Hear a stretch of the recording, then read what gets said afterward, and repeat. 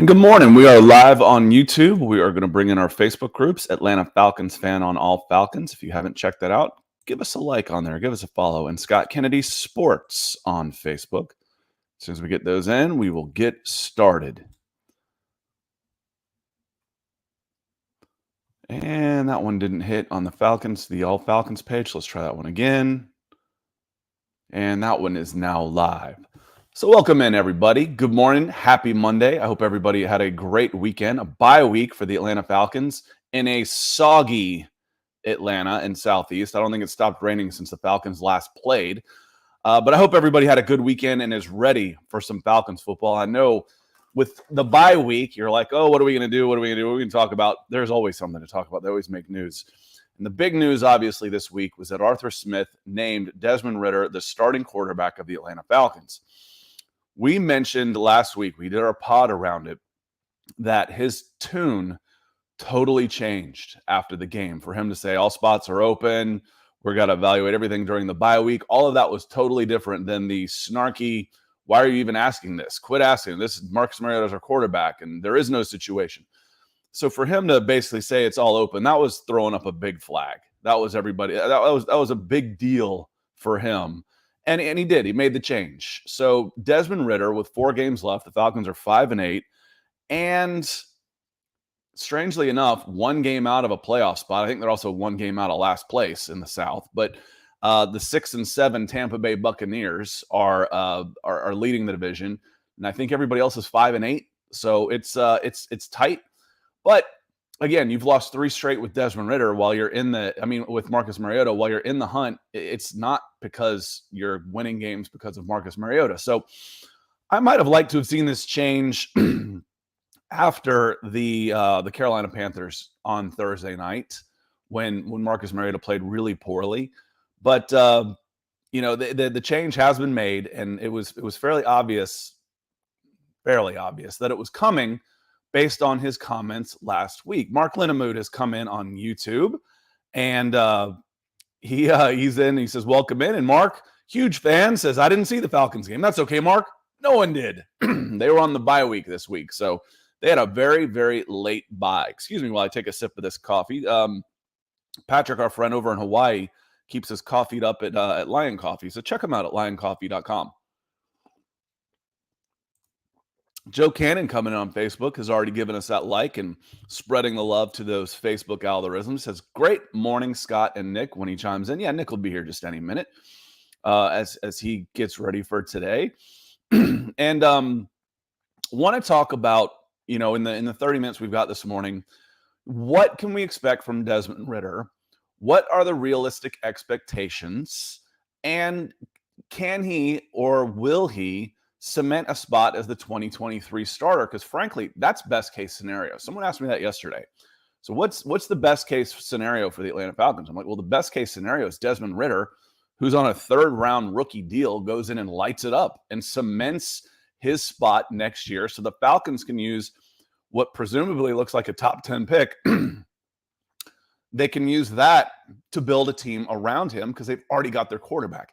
That would be best case scenario. Otherwise, and this is why I was so adamant about when you are picking 4th, and there are a lot of quarterbacks available, to take one in Justin Fields 2 years ago, because trying to get a franchise quarterback when you're not having when there's not one available in the draft where you are picking is expensive.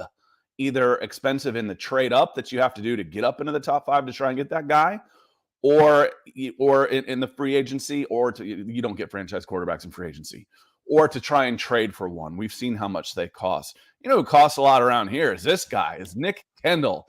Nick Kendall, our high dollar talent coming in today from Seattle.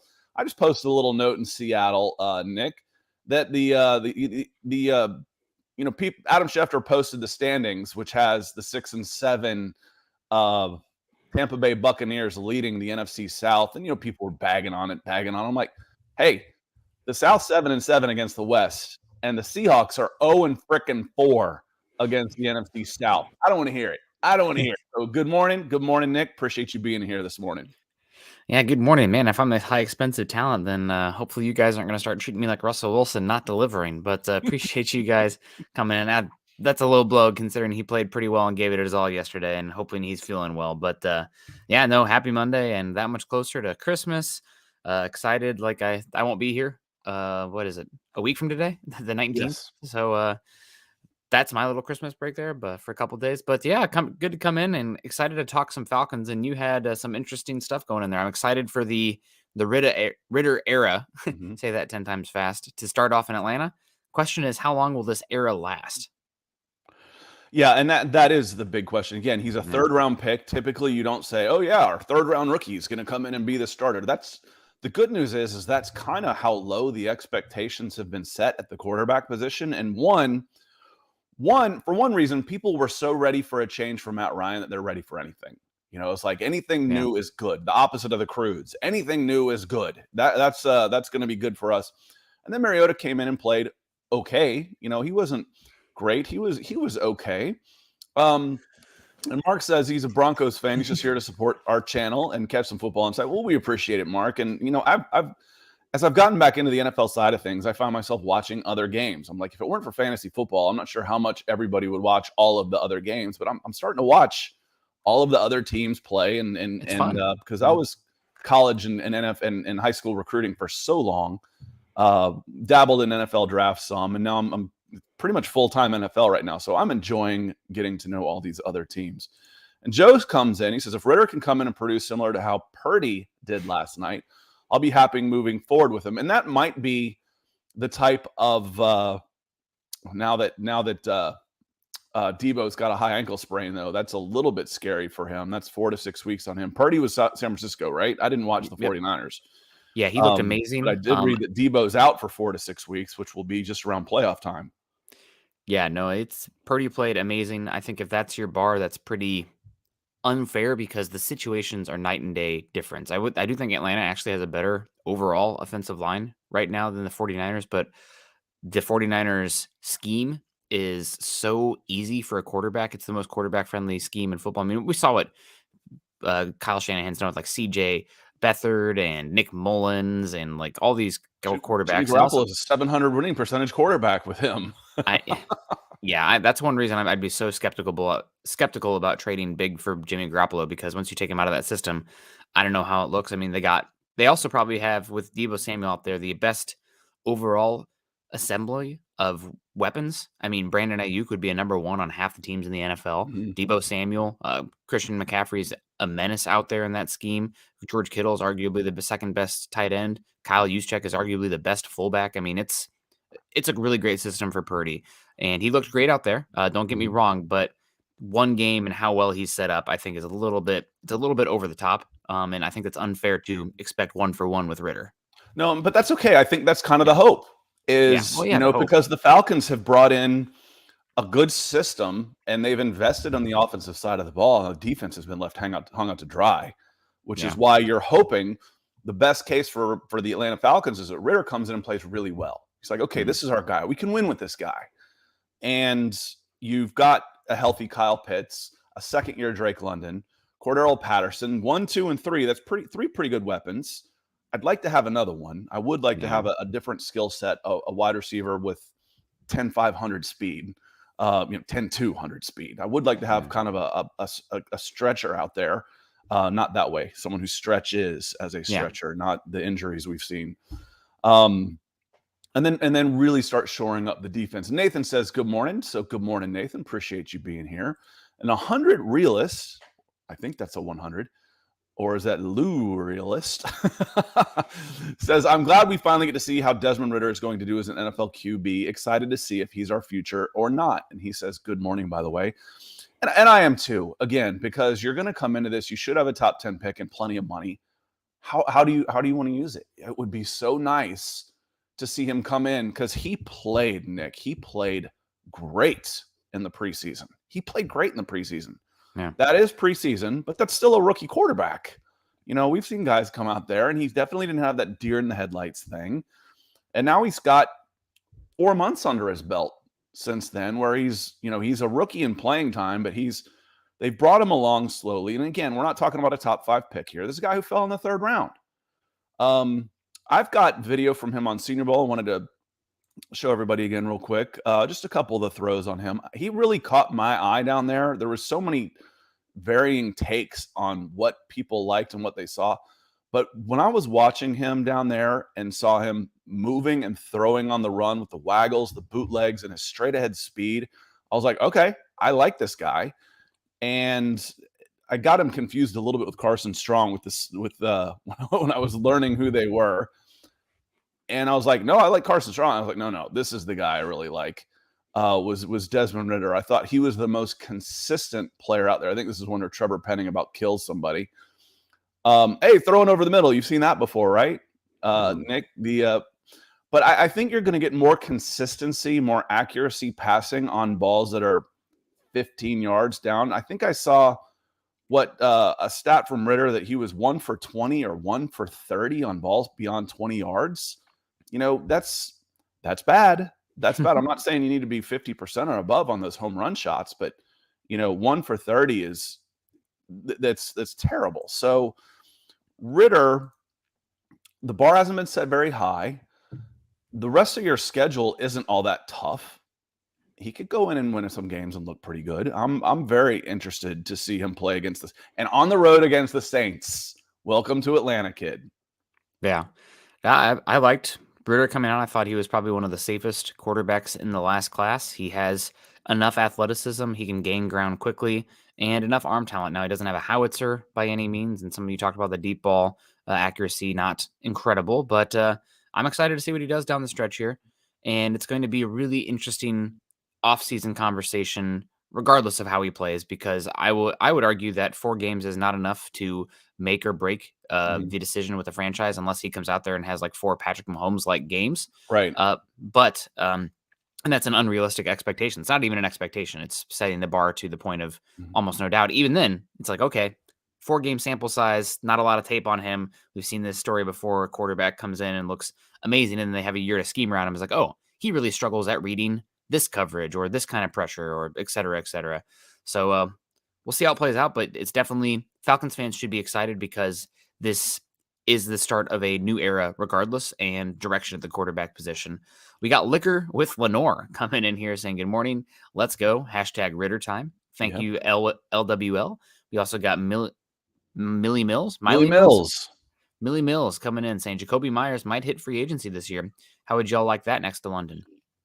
I wouldn't hate it. You get one guy who's paid decent money next to a rookie cost-controlled contract. He's not really that field stretcher that Scott is looking for here, but he's been a damn solid wide receiver for the Patriots now for a number of years. I'd be pretty surprised if the Patriots let him walk, considering they also have a rookie cost-controlled quarterback. But who knows? If he hits free agency, you definitely are looking to add another weapon to this offense. Jacoby, 26 years old, so still young. I didn't realize he was from Georgia, Arabia Mountain High School in Georgia. So bringing a kid home, and he's got, he's on 50 catches, 600 yards, 3 touchdowns this year. Kind of a possession guy, 83 catches, 866 yards, right around 10 yards a carry. I don't mind that.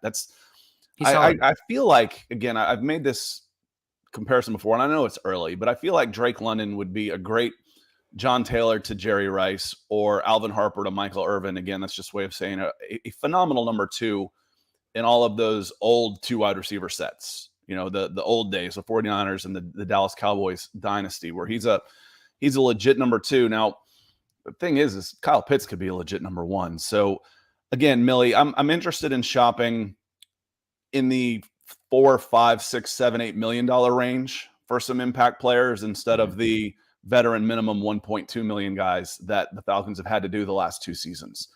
So you should be able to to take some of those guys and move them down and bring someone like this up, bring in someone that can push Zacchaeus back down a notch. That'd be okay. Yeah, and one thing, just team building wise with this Falcons team, I don't imagine them becoming, ideally under Arthur Smith, a high volume passing team. So what you need, rather than somebody who can pepper footballs, is somebody who can, catch 2 or 3 a game that are explosive, that are highly impactful. Fans of Atlanta football, that I don't know if anybody remembers or watches Georgia Tech. Georgia Tech ran an option with Paul Johnson. their number one would have 1,500 yards receiving. It was Bebe Thomas, and then they had another one. It was Calvin came out, but Calvin didn't. Yeah. He played more under Changeli, and then Paul Johnson comes in and he's running an option. They had one wide receiver. It's like if you were the guy, you were going to have 60 catches for 1,500 yards. It can end up being like that, Nick. So you don't necessarily need high volume, but we need some of these. You're going to see 3rd and long every once in a while, and 3rd and long shouldn't be an automatic punt because right now it is. Yeah. And some of that's just the quarterback and some of the offensive line stuff too, with questions there. But we got Joe Cannon coming back in saying Ritter should be solid with the running game. London at wide receiver and Pruitt is actually a solid number 2 tight end. He doesn't have to go out there and throw for 350 yards. Just control the ball and don't turn it over. Yeah, I agree with you with the control the ball and don't turn it over. That really only works though in today's NFL if you can lean on your defense. If you can play field position and if we get to 24 points, we're going to have a great shot at this one, then yes. And I think Ritter would be phenomenal with a good defense on the other side, honestly. But that's not where this Falcons team is set up right now. But I think the other part of that, Nick, is also when you get your opportunities to hit on more than you miss.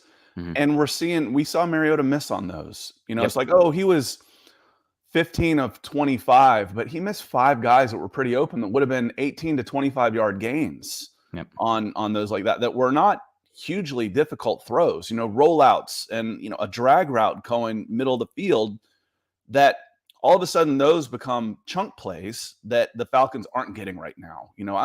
I'm not expecting them to go down and hit a bunch of plays, and like you're saying, leaning on your defense. But the other part of it, of the improvement of Ritter that you're hoping for, is to be able to hit on some of those shots when they present themselves. And they will, if you can run the ball the way that the Falcons have been able to. And even if they can get half of the read option runs from Ritter that Mariota was really good at running, it will set up some of those big plays and play action. Yeah, no doubt about that. It'll be interesting to see how it works out for him down the stretch. You don't have the hardest schedule. I'm just curious.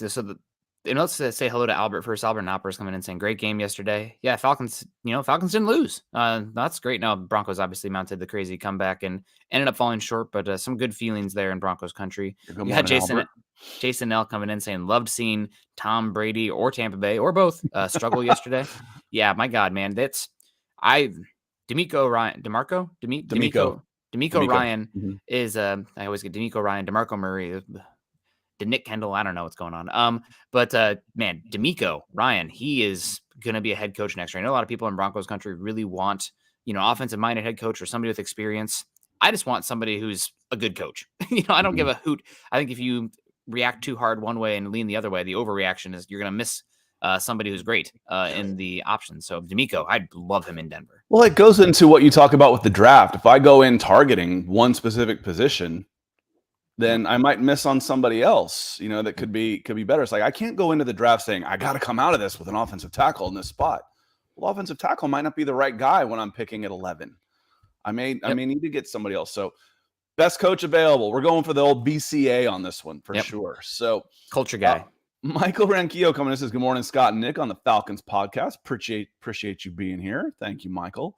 Dom coming in. He says, good morning, Scott, Nick, and Dog Nation. First time I get to catch you guys live on Scott's channel on a Monday. I was like, wait a minute, Dom, you're in here all the time. See you guys on Broncos for Breakfast. Yeah, we'll be on Broncos for Breakfast in about 15 minutes over on Mile High Huddle. Keith Robbins checking in on Facebook. Good morning. Good morning, Keith.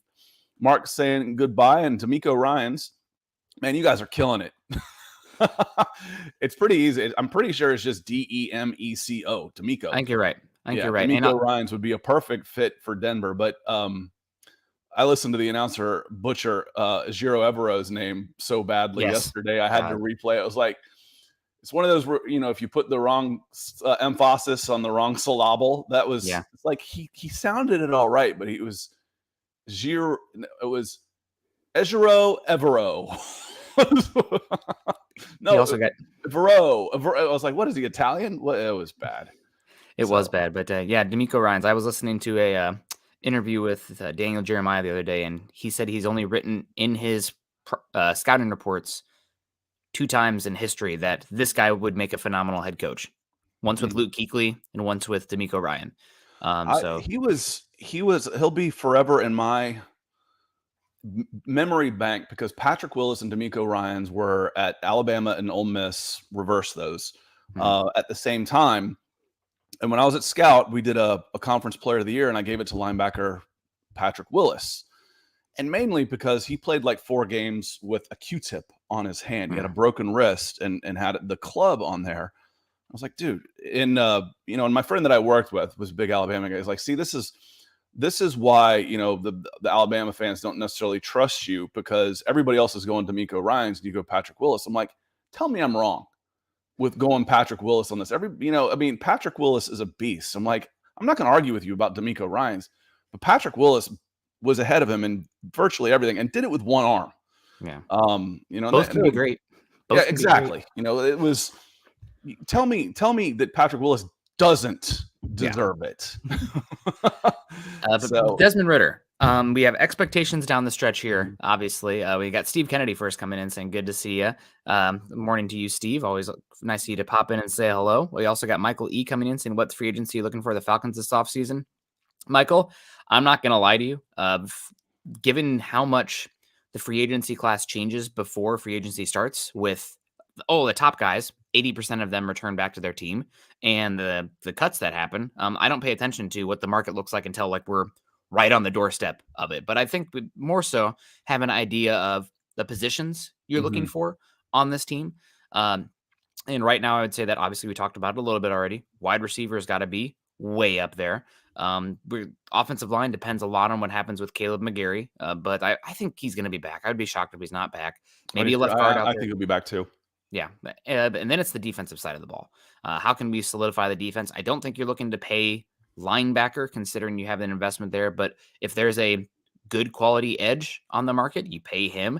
If there's a good cornerback out there, you pay him. Maybe also you can get a return on investment if you pay a specific type of defensive lineman or a safety to be out there opposite of Richie Grant. Those are some areas where you can probably pay a little bit more without absolutely breaking the bank, like you will have to at wide receiver and edge if you pay those spots. Yeah, Michael, I don't know who all's available yet. I've seen some top 5s, and edge guys didn't necessarily, blow breeze up my skirt or something, however that goes. They typically don't. But edge and corner are my top 2 priorities in free agency as far as where I want to invest the most, because I think I can get quality wide receivers without having to go after a $20 million guy. That doesn't make sense. That unbalances my lineup. But I want edge and corner first, and then I'm just looking for good players anywhere. I need I could use a running back even, and then I don't know. I like where the running backs are right now, but safety, I need help at safety in a big way.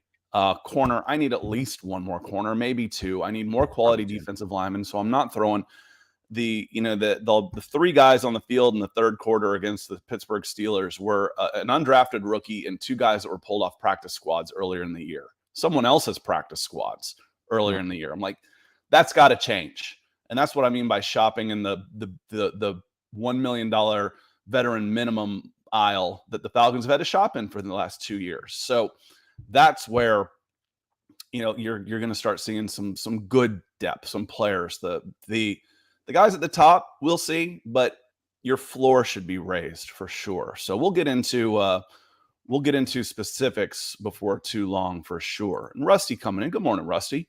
Says, your opinion, would Ritter be the starter if we had an earlier bye week, or is the coach finally tired of Mariota? I think it's dropping 3 in a row and dropping 3 games under 500 is what did it, Nick. Or do you think if it had been an earlier bye week, maybe?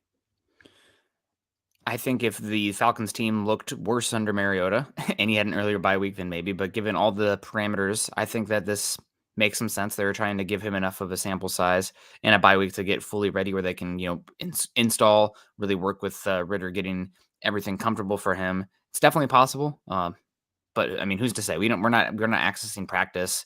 We're not getting behind the scenes talks with Arthur Smith and that. But here we are, 4-game sample size. And the real question for me on this one, Scott. So you talk about all the, finally out of the dead cap hit coming forward, and the Falcons can, spend, and the arrows trending up.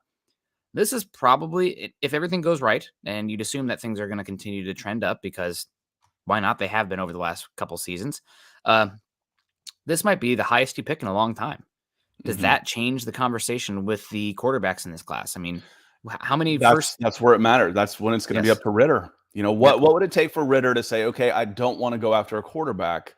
One, you're going to need to win a couple games, because if you miss the rest of the games and you go 5-12, you're in the quarterback conversation. I don't know that I can turn down Levis, Young, or be right there on the knocking of Stroud. I don't know that I can turn those guys down if I'm sitting there at 5-12. Yeah. But you've got a couple games you can win for sure. You got Cardinals, you got Bucks, you got Saints, and then there was one more that was like, okay, these are all fairly winnable games. Where going 2-2 and picking in that 12 to 13, 15 range makes sense again for this team. But you're gonna have to win a couple games, and two, if he goes out there and the moment's not too big for him, and you can see he's got the arm talent, if he's got the enough factor, he's fast enough, for goodness sakes. Is Ravens the fourth team? Okay, they're we already play the Ravens, or is that the Broncos? Broncos I already get played all the these Ravens. teams confused. So the Ravens is the fourth team. That's a winnable game too. It's not an easy one, but it's winnable.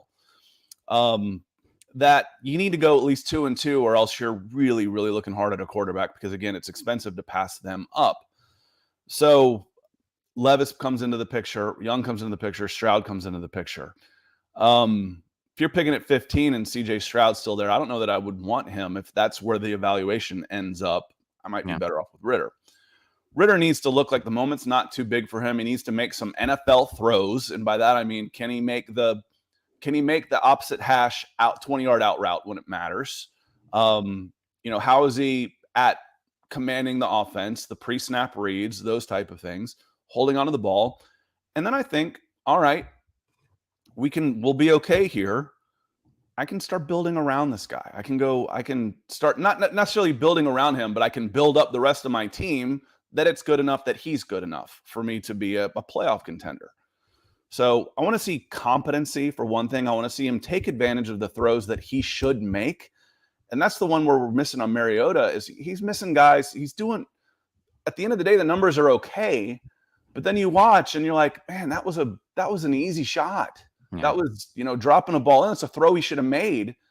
And instead of a 20-yard, 25-yard gain, we're punting. Yep. So that's what I want to see out of him. Yep. And Ryan coming in here, real quick, saying, wouldn't you rather have Jalen Carter from Georgia? I say we go with Ritter. He can't be worse than Mariota in the long run.